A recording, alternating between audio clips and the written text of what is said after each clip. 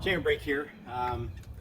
Go to repair video because the world isn't really like they show you on Instagram and TikTok and wherever else. And in this dopamine culture dopamine rush culture, whatever that we live in, people don't always see all the problems that actually happen to you or anyone else for that matter that deals in real life, especially if you work and you use things hard. It's just more beneficial to repair it yourself. But I'm having a hard time finding really good information on how to repair a lot of stuff these days. YouTube used to be the bomb on how to repair things, do it yourself, but not been that way for quite a while.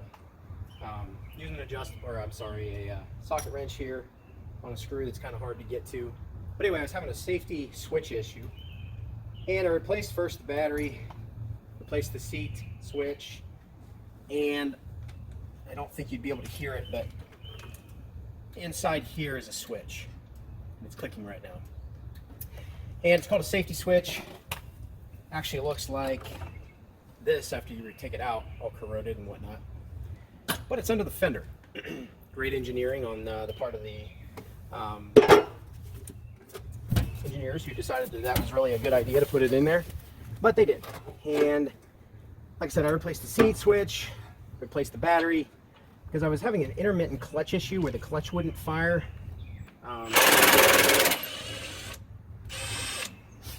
And if the handles are pulled in, if the handles are a certain direction, then the clutch won't turn on, and also won't turn the motor on.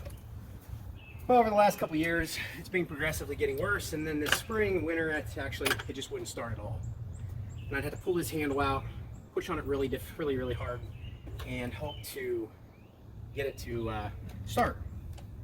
And ultimately, couldn't figure out what the problem was, searched the internet forums over and over and over, and got basically nowhere. Because, for whatever reason, there wasn't a whole lot of information about this particular safety switch inside your mower. But I eventually found a forum, and somebody mentioned the safety switch that was under the fender, and I'm now working on replacing both of them. For whatever reason, I could not see these switches buried beneath this fender. Surprise, surprise. I could hear them, but I couldn't find them. Couldn't even find them on an electrical schematic. And sadly for me, I was just overlooking them.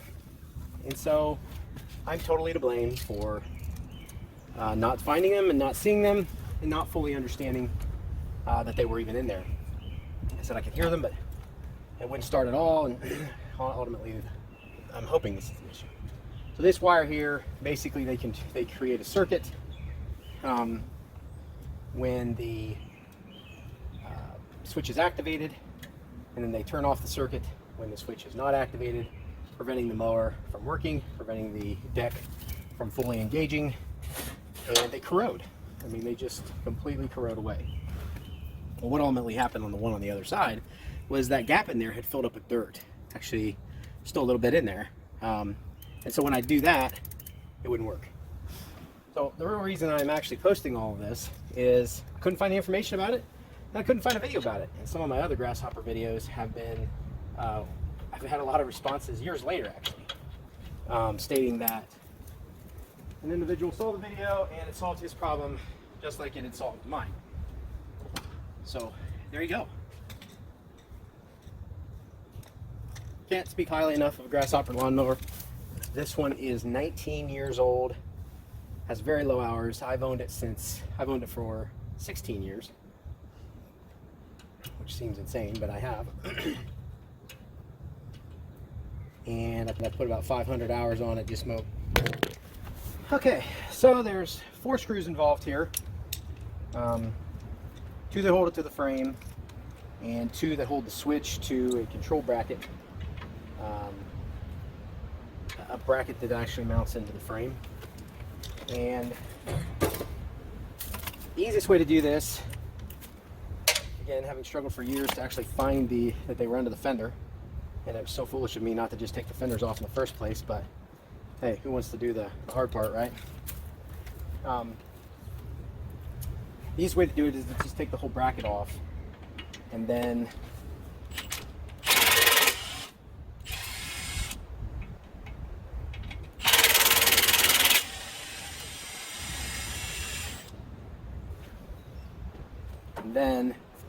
be able to remove the switch itself.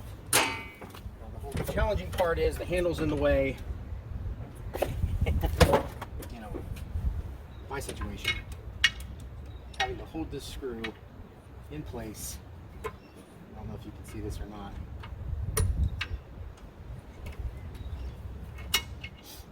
See, so I have a flathead screwdriver on this side, and I've got to hold that while pushing this button.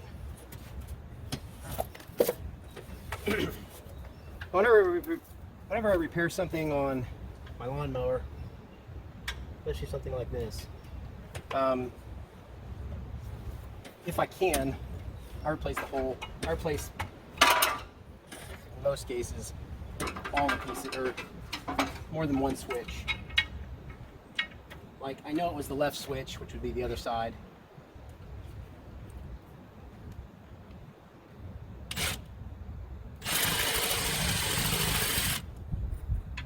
I think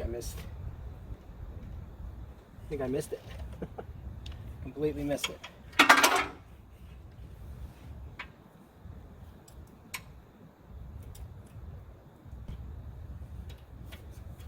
All right. Extra set of hands would be nice. There we go. Got one off. Power tools rock, don't they?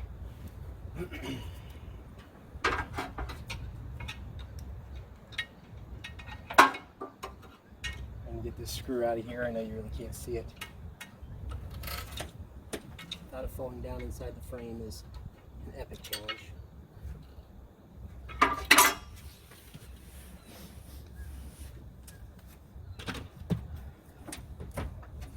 But I found this in a stone driveway. Pretty nifty. Look at that. Pulled that right out of there. Good stuff. So, found it in a stone driveway at a like an industrial facility. It's a little bit rusted. I cleaned it all up, de-rusted it, and I have a magnetic screw retriever. Anything you can use it for. So anyway, this is real life. Things don't always work. And oftentimes,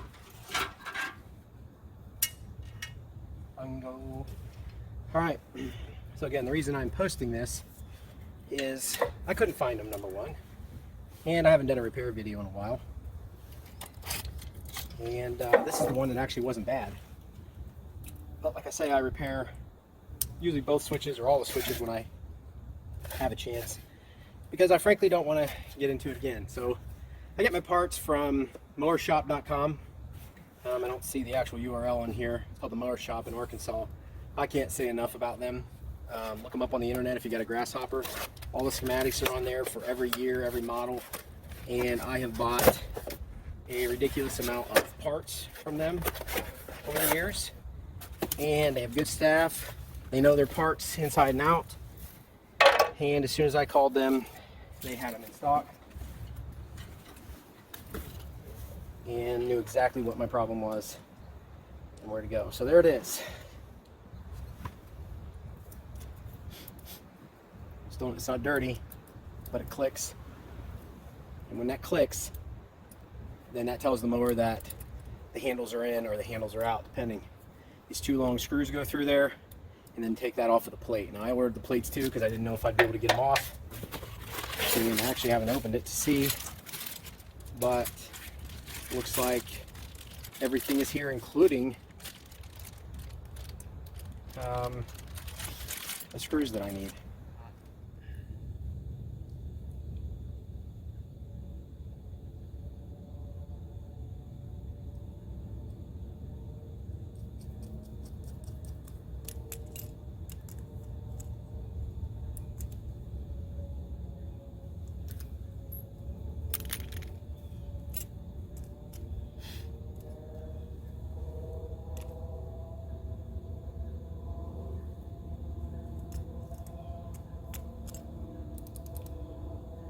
Seems really high there.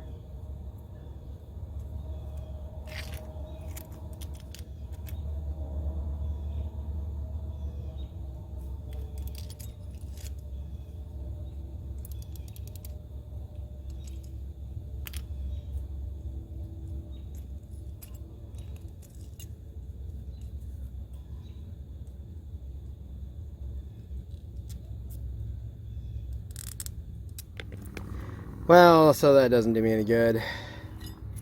Flipper got caught on something and snapped off the brand new piece. So not only do I not have the screws, it snapped off the ear. Forward forever, sometimes backwards. But we're supposed to be backwards never. So we'll keep working at it. I have to get some new parts. Alright, well, broken switch, broken bolt. A culture that doesn't believe in working. Couldn't even get food tonight at my favorite place to eat because they didn't have enough staff to actually make food. So they were only serving special types of food, i.e. pre-made, pre-manufactured, easy stuff. Well, also in this culture, I can't go buy parts for anything on a Saturday night, which just annoys me. I think there should always be parts stores open because not everybody works banker's hours. But in this culture, everyone works banker's hours.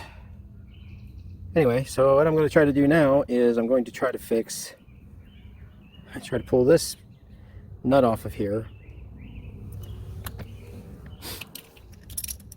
because that's what snapped the screw. It was so rusted, it actually had rusted through.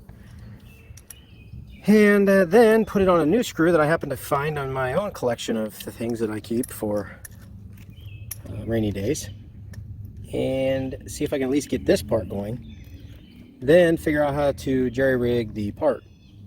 I don't know if that turned or if that just was that easy.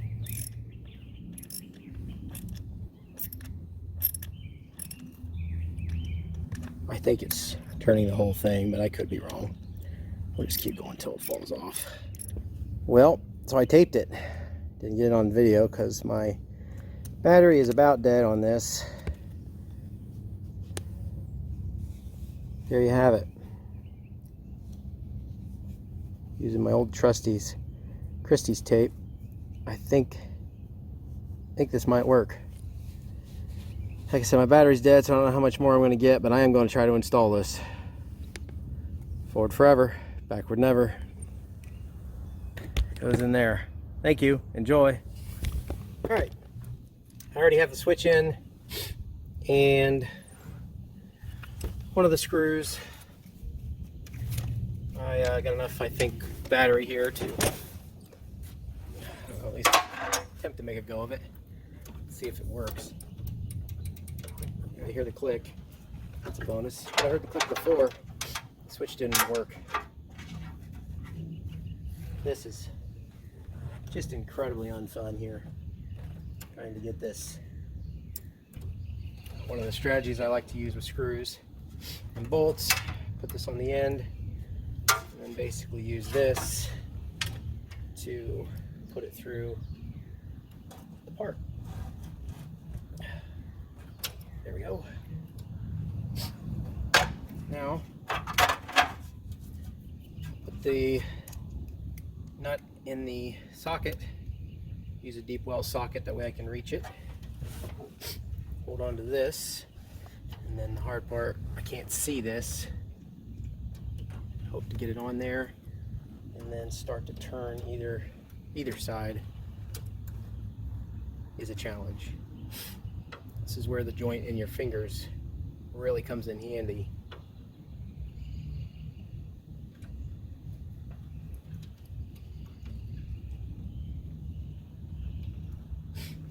Because I cannot turn this direction. See that? So I only can go a little tiny bit. But this usually works, especially on new bolts. That's why, even though they sent me the wrong screws for the switch, sending me new bolts actually helped me, because just a little bit of corrosion keeps that from starting like it should. Can't tell if I think it's on, but I can only turn so small. It's literally like not even a quarter turn.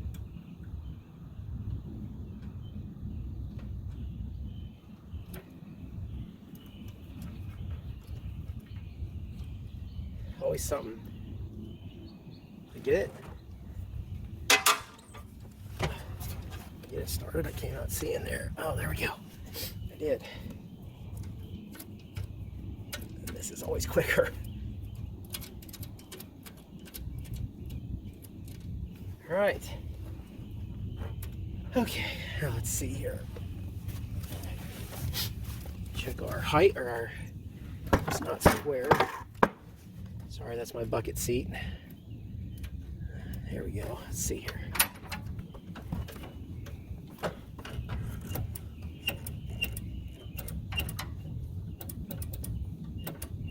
Wow, it's a lot tighter than I anticipated.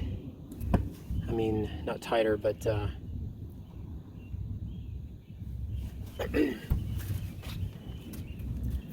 ironically, it's not very much. The other side I had a lot of play, or not a lot of play, but a lot of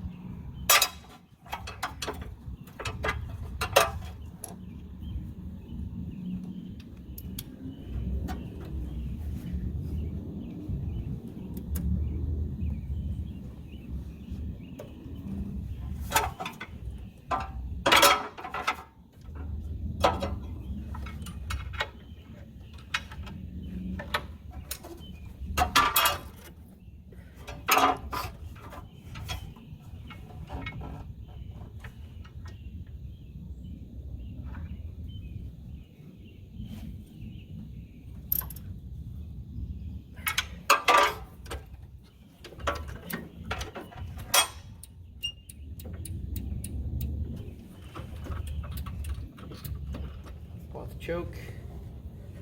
Been sitting here a little while. Ready? Oops.